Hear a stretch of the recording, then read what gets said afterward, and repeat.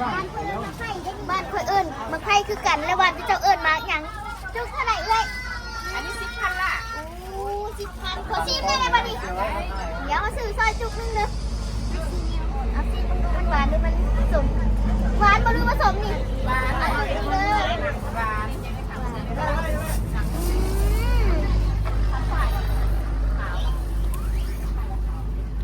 หวานแท้เดี๋ยวเอาจุกแก้วก่อนเอาจุกแก้วเนาะ ตัวนี้เรามาแซ่บ ไปเซ็น ต่อไป เบิ่งนี่น่ะมันเป็นหม้ออย่างสารบอก หวาน แซ่บไปสบาย ตู้อ้อมวะ ตู้กินเลือดกินอันยังมีแถวบ้านหันมีน้อยแง่ยังเลยแถวเพียงเบิ้งสาเขือคือเน่นบอกว่าไงทั้งไงทั้งยาวเฮ้ยมีอันนี้ด้วยโอ้อันนี้น้องวายคือบ้านจ้อยก็มีเอาไปไป อันนี้มาเลยเอาเลย โอ้เฮ็ดข้อยังหลายอย่างเองเนาะ เพราะมันเป็นตู้ อาหารแบบบ้านๆเลยไรที่เจ้าแม่ดอกกระเจียวดอก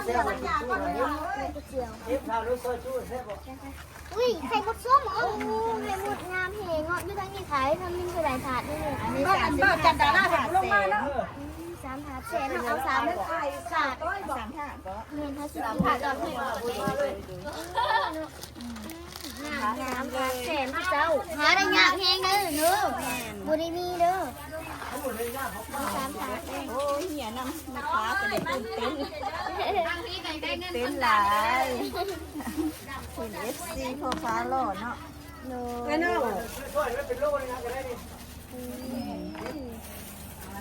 มานี่แหละ นี่ฮะ ใจหลายเด้อ ผักหวานป้าธรรมชาติเขาธรรมชาติเลยนี่ มันคือผู้บอยบุมันบุเคยกินแบบนี้มันเป็นผักกาดก็แบบนี้เคยเห็นจะเกือบ มาแล้วมาซื้อกล้วยเงินไปได้ไหม สุกูนะเขาได้มาไปเก็บอยู่บ้านเดี๋ยวว่าเป็นเจ้า ทางนี้เด้บ่ซื้อซอยเด้บ่ สิ่งไหนที่เจ้าอีเจอาหารแบบผู้บอยมากเลยนะเก็ดขาวก่อนคนอื่นนะเก็ดขาวเก็ดมันไม่เรา เอาไปแกงเอาไปนั่งไปแกงหั่น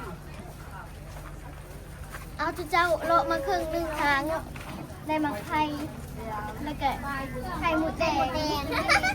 อย่าลืมเด้อเจ้าเด้อซาบูบักต่อแน่เนาะอุดหนุนของเขาแน่1 แถม 1 2 แถม 2หาแถมหาในราคาตัวแทนรุ่นเงินรุ่นคำรถรีโวเด้อรางวัลใหญ่มาจัดมาจองเด้อขอให้ทุกคนโชคดีเด้อแล้วละกันยังบ่พอเด้อน้ำหอมบอกต่อเด้อกินคุณสายทุกคนนี่กินสายจะเป็นแบบผู้ชายแบบเท่ๆเด้อกินผู้ชายมันนึ่งเด้อแม่แล้วราคากินผู้หญิงพอจีซีได้เจ้าบังจับอันนี้กินผู้หญิงนี่ผู้หญิงแบบน่ารักโอ้ยกินผู้หญิงเป็นสองอยากได้ผู้หญิง